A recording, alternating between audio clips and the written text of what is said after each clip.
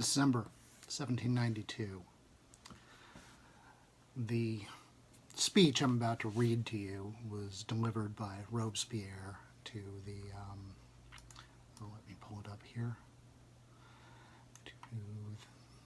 to the convention shortly after the French Revolution. And this was Robespierre's arguments against granting the king a trial. I was talking to Amber Rose Reed at the bookstore the other day about this, and thought it would be an interesting and kind of fun and poignant one to read to you. So, again, this was written by Maximilen Marie Isidore Robespierre. He lived from 1758 to 1794. He was deputy to the States General in 1789, one of the leaders in the French Assembly, one of the chief orators of the Jacobean Club.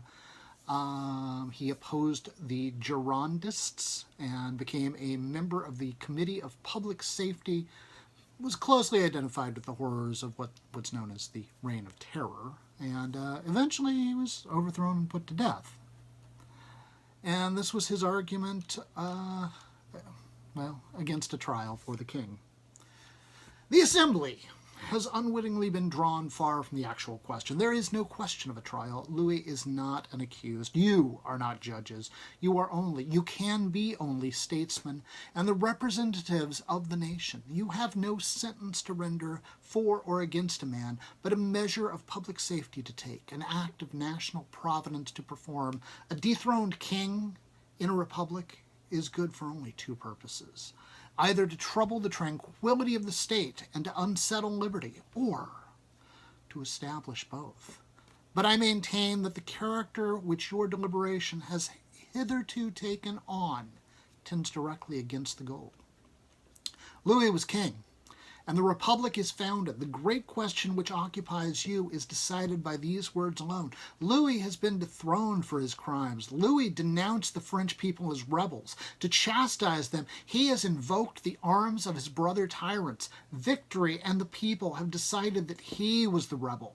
Hence, Louis cannot be judged. He is judged already. He is condemned, or the republic is not absolved. To propose a trial for Louis XVI in any way whatever is to retrograde toward royal and constitutional despotism. It is a counter-revolutionary idea, for it is putting the revolution itself on trial.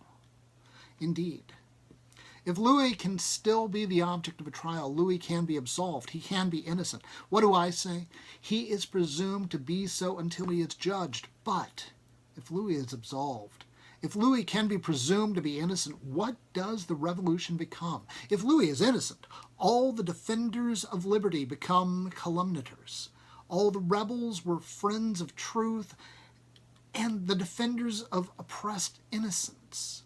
All the manifestos of foreign courts are but legitimate protestations against a ruling faction. Even the confinement which Louis has suffered until the present time is an unjust persecution. The Confederates, the people of Paris, all the patriots of the French dominion are guilty. And this great trial pending in the court of nature between crime and virtue, between liberty and tyranny, is finally decided in favor of crime and tyranny. When a nation has been forced to resort to the right of insurrection, it returns to a state of nature as regards its tyrant. How can the latter invoke the social compact? He has annihilated it. The nation can preserve it still, if it thinks fit, in whatever concerns the interrelations of its citizens. But the effect of tyranny and insurrection is to break it entirely as regards the tyrant. It is to throw them into mutual war. The tribunals, the judiciary procedures are made for the members of the city. It is a gross contradiction to suppose that the Constitution can preside over this new state of things. That would be to suppose that it survived itself. What are laws which can replace it? Those of nature, which is the basis of society itself, the safety of the people.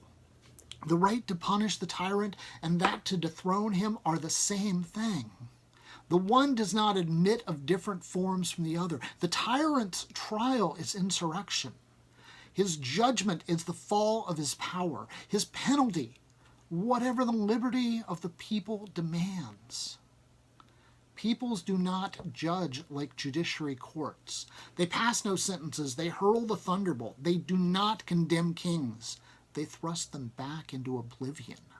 And this justice is not inferior to that of courts. If they arm themselves against their oppressors for their own safety, why should they be bound to adopt a mode of punishing them, which would be a new danger to themselves? We have allowed ourselves to be misled by foreign examples which have nothing in common with us. Since Cromwell caused Charles I to be judged by a tribunal which he controlled, and Elizabeth had Mary Queen of Scots condemned in the same way, it is natural that tyrants who sacrifice their kind not to the people, but to their own ambition, should seek to deceive the crowd by elusive forms.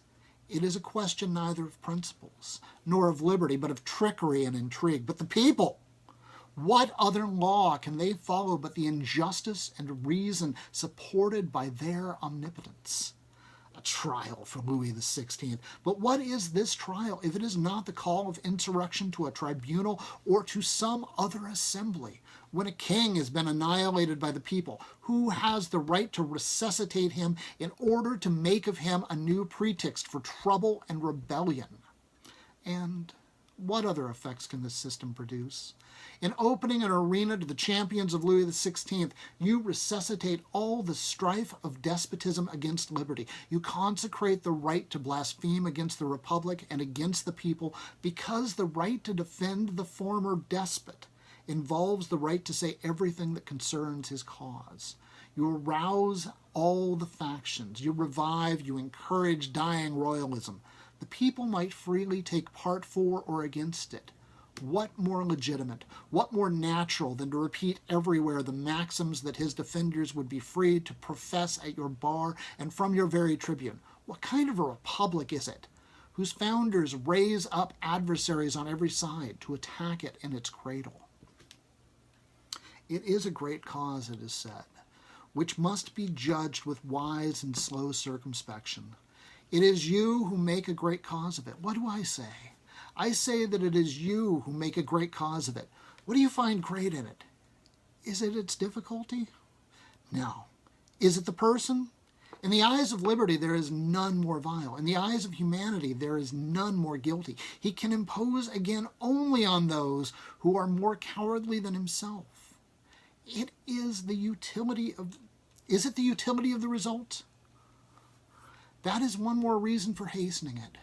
A great cause is a project of popular law. A great cause is that of an unfortunate oppressed by despotism.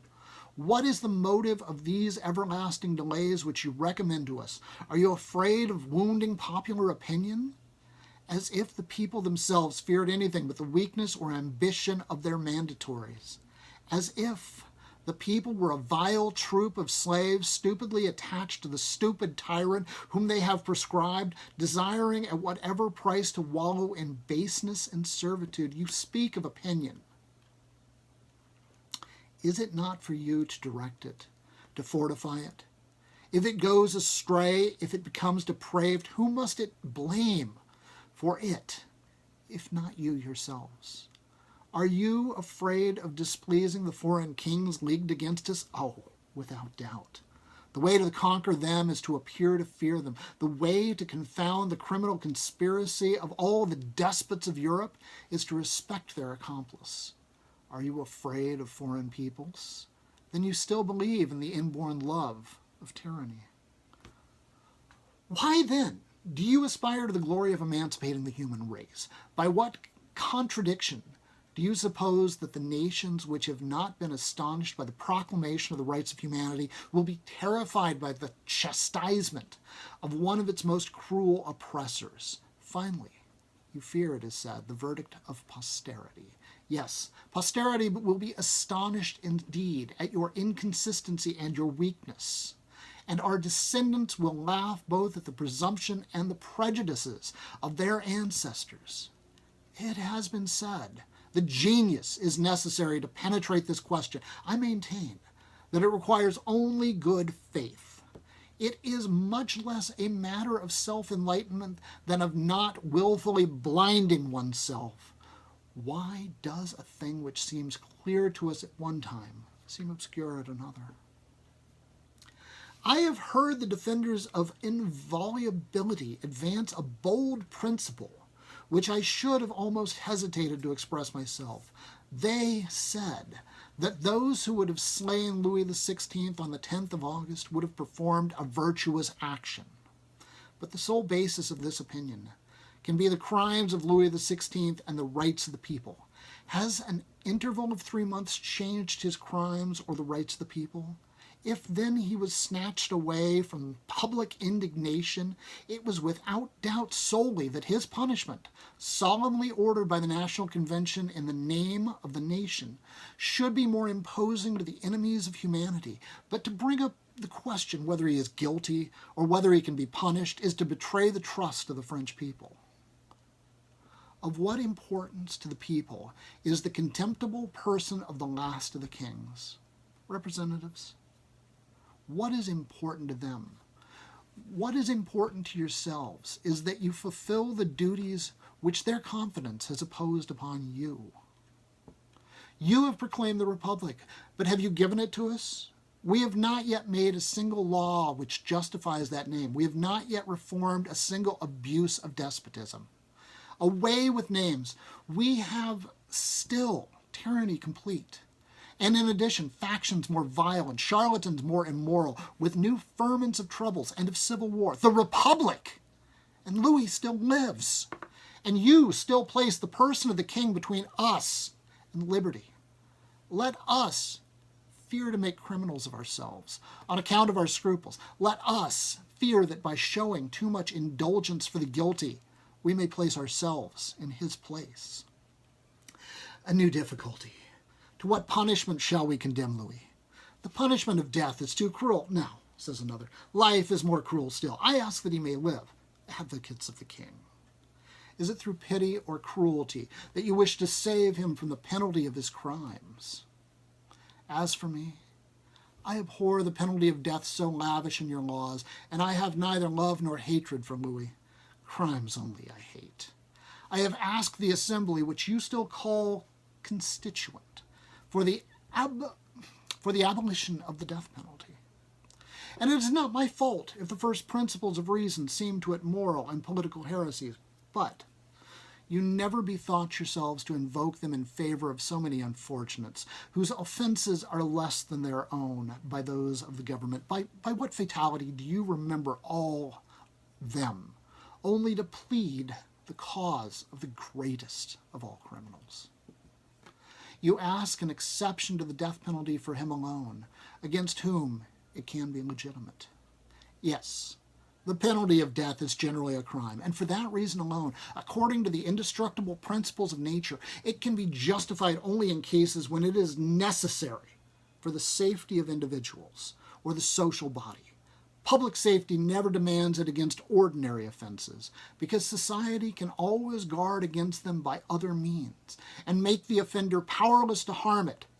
But a dethroned king in the bosom of a revolution, which is anything but cemented by laws, a king whose name suffices to draw the scourge of war on the agitated nation, neither prison nor exile can render his existence immaterial to the public welfare. And this cruel exception to ordinary laws which justice approves can be imputed only to the nature of his crimes. It is with regret that I utter this fatal truth. But Louis must die, because the country must live. Among a people at peace, free and respected at home and abroad, the counsels to generosity given you might be entertained, but a people whose liberty is still contested after so many sacrifices and combats, a people among whom the laws are still inexorable only toward the unfortunate, a people among whom the crimes of tyranny are still the subjects of debate, must long for vengeance. And the generosity in which we are flattened would seem too much like that of a band of brigands dividing the spoils. I moved to resolve forthwith upon the fate of Louis XVI. As for his wife, he will send her back to the courts, as well as all other persons accused of the same criminal attempts. His son shall be guarded at the temple, until such time as peace and public liberty shall have been established. As for him, I ask that the convention declare him from this moment a traitor to the French nation, a criminal toward humanity. I ask that it make a great example before the world on the very spot where died, the 10th of August, the noble martyrs of liberty.